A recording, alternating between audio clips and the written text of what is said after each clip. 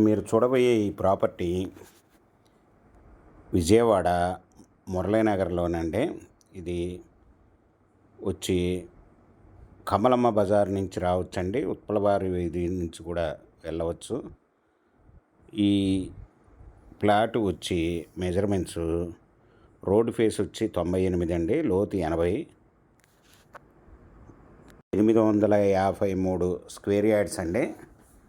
98 road face, 80 లోతు, 33 అడుగులు road అండి.